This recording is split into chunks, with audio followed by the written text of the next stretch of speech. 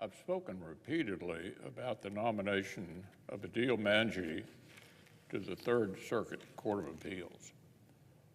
Notwithstanding his anti-Semitic affiliations, it seems every week a new law enforcement organization announces its opposition to this nominee for his record of associating with the most radical type of anti-police activists, those who support cop killers. Apparently, some Democrats are finally listening to law enforcement and the Jewish groups sounding the alarm. Last week, a number of Democratic senators reportedly told the White House that they didn't think Mr. Mangi has the votes. This produced, of course, a panic on the left. This week, a New York Times columnist accused Republicans of Islamophobia for criticizing Mangi and his dalliance with anti-Semitic activists. Democrats, on the other hand, were urged to get in line and vote for him. Who is it giving this advice? Well, the author of the piece herself had previously speculated that Israel may be engaged in genocide in Gaza. She called the Israeli war of self-defense a charnel house of horrors. She defended the anti-Semitic boycott, divest, and sanction movement, and she even got mealy-mouthed about the October 7th attacks, saying, two can play the game of who started it and who is to blame, rolling back the clock to biblical times to try to fix ultimate responsibility for the catastrophe on Israel and Palestine. So again, what has Mr. Mangi done to deserve friends like these? Or indeed, to merit such vehement, blinkered defense from the Biden administration? Just yesterday, the White House called opposition to Mr. Mangi's nomination a, quote, smear campaign, solely because he would make history as the first Muslim to serve as a federal appellate judge.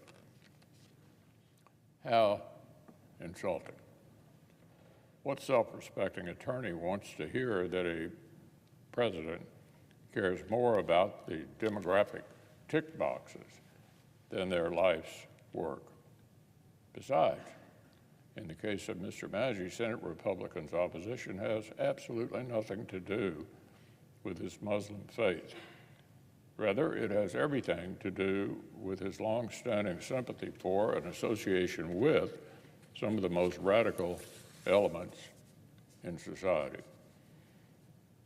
I happily voted for the first Muslim Article III judge at the outset of the Biden administration, also of New Jersey.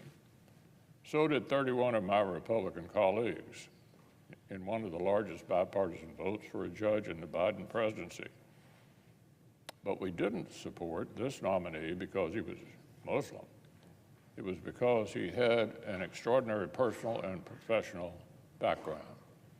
Mr. Mangi's Associated Senator at Rutgers asked convicted terrorists if they overly exceptionalized 9/11.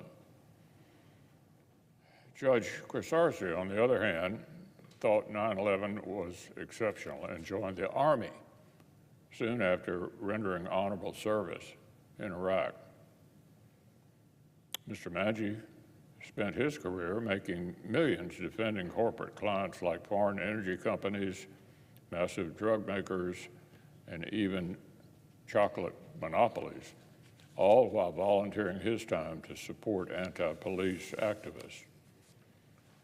Judge Quesarsi, on the other hand, supported law enforcement professionally, first at Immigration and Customs Enforcement, and then as an assistant U.S. attorney. We're told that any questioning of Mr. Mangi's record is Islamophobia. On the other hand, the terrorist-adjacent Council on American Islamic Relations demanded that senators probe Judge Quesarsi's experience in the Army and law enforcement, saying their concerns must be addressed. According to Democrats' rhetoric, Shouldn't this organization also be condemned for Islamophobia? Two Muslim Biden nominees with records as different as night and day. Republicans happily supported the nominee who served his country and backed the blue. We have and will continue to oppose the nominee who has repeatedly chosen instead to mingle with supporters of terrorists and cop killers. I hope more Democrats will join us in opposing Mr. Mangi, and should they fall victim to spurious associations of bias, perhaps they should remind the White House of an alternative candidate rested and ready in the federal courthouse in Trenton, New Jersey.